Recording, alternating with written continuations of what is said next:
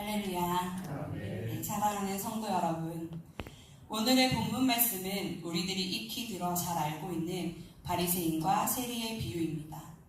이 비유는 오늘 본문의 앞부분인 과부와 재판장의 비유에 이어서 나옵니다. 과부와 재판장의 기도도 우리가 잘 알고 있는 내용입니다. 어떤 도시에 하나님을 두려워하지 않고 사람을 무시하는 한 재판장이 있는데, 한 과부가 자신의 원수에 대한 원한을 풀어달라고 와서 요청을 하죠. 그렇지만 불의한 재판장은 듣지 않습니다. 그러나 끝까지 포기하지 않고 찾아와 요청한 과부로 인해 괴로웠던 재판장은 결국 그 원한을 풀어주게 됩니다. 이 비유는 1절의 말씀처럼 항상 기도하고 낙심하지 말아야 할 것을 비유로 말씀해 주시는 것입니다. 우리는 보통 이 말씀으로 인해 이루어 주실 때까지 기도하겠노라고 결심하곤 합니다. 밤낮 부르짖는 택하신 자들의 기도를 하나님께서 들으시니 하나님 제 기도 꼭 들어주세요 하며 응답받을 때까지 기도하겠다고 결심하곤 하죠. 그런데 그 다음으로 오늘의 비유를 예수님께서 들려주셨는데, 우리가 끝까지 믿음 안에서 인내함으로 기도해야 하지만 그렇게 오랫동안 끈기 있게 기도한다고 무조건 모든 기도가 응답되는 것이 아니라는 것, 하나님께서 응답하시는 기도가 있고 응답하지 않으시는 기도가 있다는 것을 알려주고 있습니다.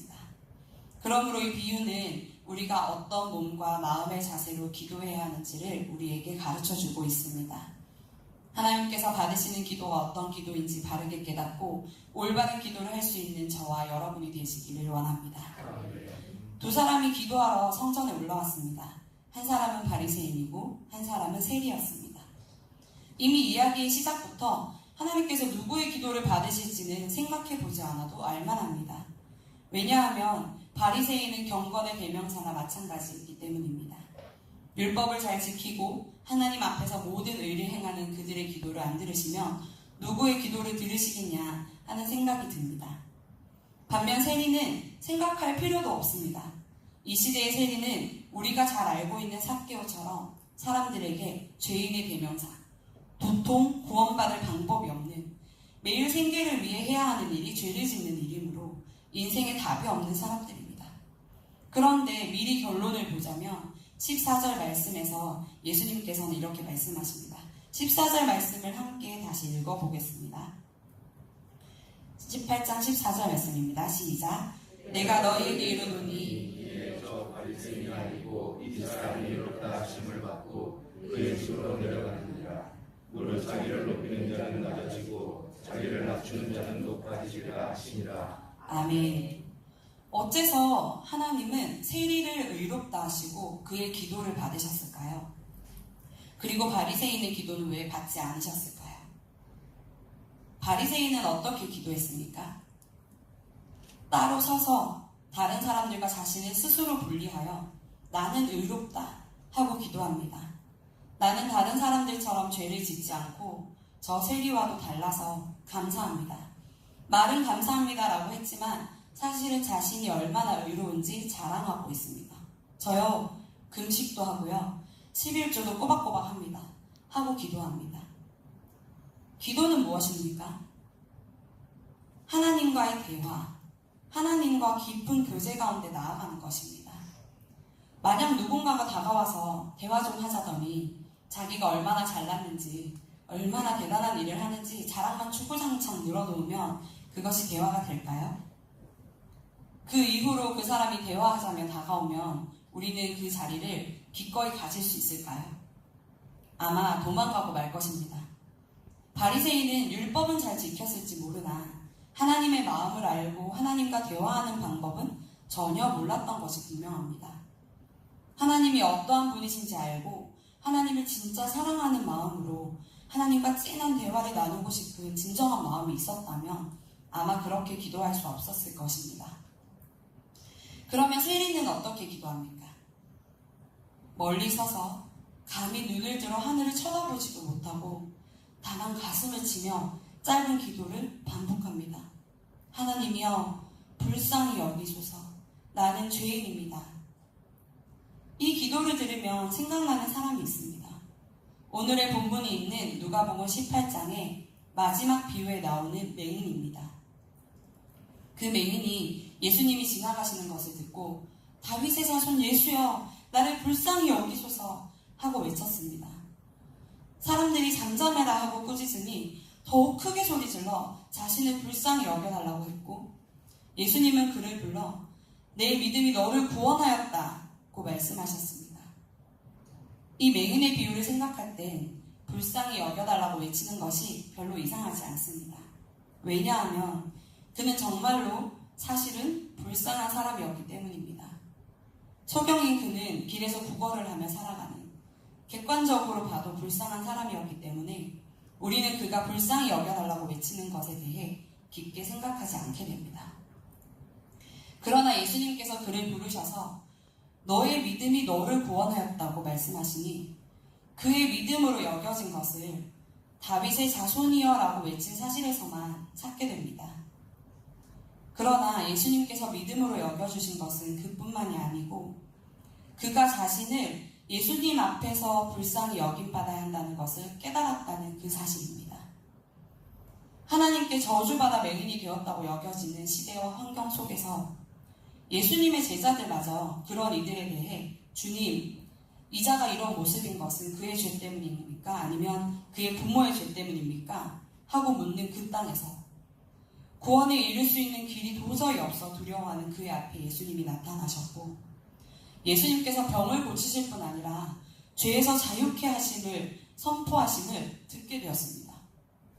그러니 자신이 구원받을 수 있는 방법은 예수님밖에 없음을 깨닫고 이 기회를 놓칠 수 없어 끝까지 소리 높여 예수님을 부를 수밖에 없었던 그의 간절한 마음, 자신을 불쌍히 여겨주셔서 부디 죄사함을 얻고 구원에 이르기를 바라는 그 마음을 예수님께서는 믿음으로 여겨주셨습니다.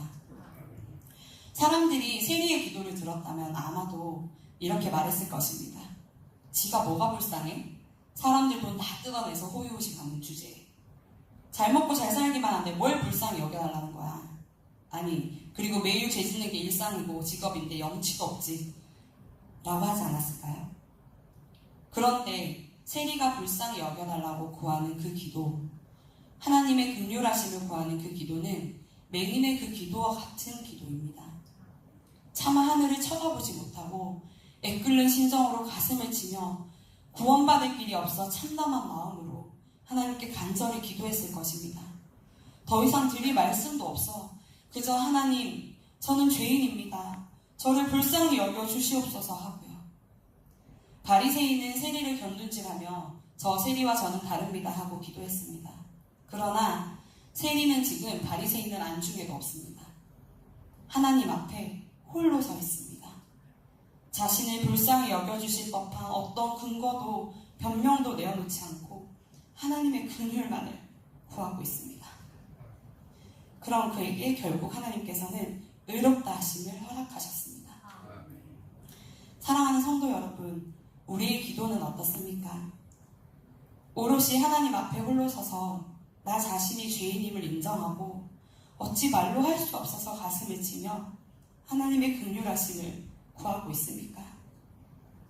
아니면 유창한 말로 신앙의 연조를 뽐내며 하나님이 들으시는 기도가 아니라 내 마음에 쏙 드는 다른 이들이 듣고 오, 저분은 기도 좀 하신 분인가 봐 하고 간단하게 만드는 기도를 하고 계십니까? 저는 솔직히 고백하자면 청소년부 교사로 섬기던 몇 년간은 이 바리새인과 같았습니다. 하나님, 저 혼자 일 다 하는 것 같아요. 진짜 너무 분주하고 너무 힘들어요. 그렇지만 부족한 저를 하나님께서 이렇게 사용해 주시니 감사해요. 이 부족한 저를 너무 교만해 보이니까 끼워넣는 말이고 사실은 나 없이는 청소년부 돌아가겠어 하는 마음을 가지고 기도했던 것 같습니다. 함께 섬기는 다른 교사들을 위해 기도할 때면 에이그, 다들 열심히 좀 했으면 정신 좀 차렸으면 하고 생각하기도 하고 청소년부 아이들을 생각할 때면 하나님, 얘들이 열심히 하는 저 좀 보고 배우게 해주세요 하는 마음이 들 때도 많았던 것 같습니다. 물론 제가 모든 순간에 그랬다는 뜻은 아닙니다. 오해하지 마시길 바랍니다. 작년에 유치부 사역을 시작했을 때 저는 더 이상 그런 기도를 할 수 없었습니다. 평신도도 교역자도 아닌 어중간한 위치와 베테랑 교사들 사이에서 저의 부족함을 매일매일 직면해야 했습니다. 뭔가 잘 풀리지 않는 것 같을 때면 자격 없는 내가 이 자리에 서서 나 때문에 잘 돌아가던 유치부가 이 모양인가 하며 자책하기가 일쑤였습니다. 아이들에게 사랑하라고 가르치면서 사랑이 없는 제 마음이 너무나 참담했습니다.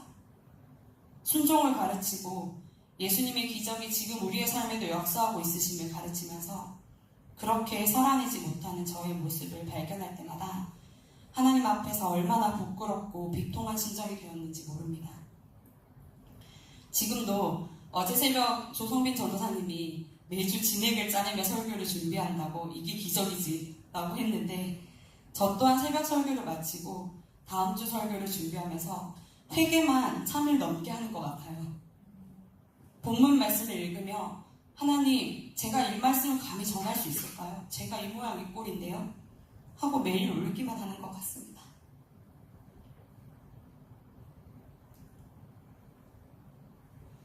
그럼에도 불구하고 하나님이 사랑에 맞지 않는 우리 성도님들이 이 새벽 자신의 몸을 복종시켜가며 하나님 앞에 은혜를 구하며 나오는데 제발 저의 부족함 때문에 그냥 돌아가시는 일이 없도록 은혜를 베풀어 달라고 기도합니다. 작년부터 지금까지 매일 저를 위해 하나님 앞에 기도할 때면 그저 하나님 저를 불쌍히 여겨주세요 하고 기도하게 됩니다. 하나님의 도우심 없이는 이 자리에 설 자격이 없는 저이기에 매일 실수하고 또 넘어지고 잠시만 방심해도 교만한 마음이 불쑥불쑥 들어오는 저이기에 오늘도 또 하나님의 긍휼하심을 구하며 나아갑니다. 사랑하는 성도 여러분, 뜨거운 여름이 지나며 무기력해지고 기도의 자리가 너무나도 많이 비어있는 것을 보게 됩니다. 바라기는 우리가 바리새인처럼 나는 새벽 기도도 나오고 수요 예배도 나오고 철야도 나오고 나는 너보다 기도도 많이 하는데 너는 인생이 어렵다고 하면서 그렇게 기도도 안 하고 되겠냐 하고 판단하고 다른 성도들을 하나님 앞에서 판단하며 그렇게 하나님 앞에 우리 스스로를 자랑하지 않기를 소원합니다. 우리가 먼저 하나님 앞에 홀로 서서 여전히 죄인임을 처절하게 깨닫고 하나님의 긍휼하심을 구하며 눈물로 나아가길 원합니다. 하나님의 도우심 없이는 도저히 의로워질 수 없는 우리임을 철저하게 고백하고 하나님께서 도우시지 않으면 우리의 인생을 우리가 책임질 수 없음을 고백하며 하나님 앞에 도우심을 구하며 나아가길 원합니다. 그렇게 주님만을 바라보며 기도하면 우리의 문제보다 크신 강하고 능력 있으신 하나님께서 우리의 기도보다 더욱 응답하실 줄 믿습니다. 시편 37편 5절 말씀처럼 내 길을 여호와께 맡기라 그를 의지하면 그가 이루시고 하신 그 말씀을 의지하며 나아가기를 소원합니다. 하나님의 뜻대로 그리고 비어있는 이 자리 기도의 자리를 놓치고 있는 사랑하는 우리의 지체들을 위해 동일한 하나님의 긍휼하심과 도우심을 구하며 간절히 기도하는 저와 여러분이 되시길 소원합니다. 정말 애통한 심정으로 하나님께서 그들의 인생의 주인이 되어주시기를 하나님과 기도 가운데 깊은 교제가 이루어지고 의롭다 하심을 얻어 함께 구원의 기쁨을 누릴 수 있기를 위해 기도하는 저와 여러분이 되시기를 기도합니다. 하나님의 뜻대로 하나님께서 받으시며 기뻐하시는 기도를 하여 하나님께서 응답하시기를 오래 참지 아니하시고 속히 우리의 모든 기도에 응답하시고 그로 인해 세상 사람들이 우리를 통해 하나님께 영광 올리는 저와 모든 성도님들이 되시기를 축복합니다. 기도하겠습니다.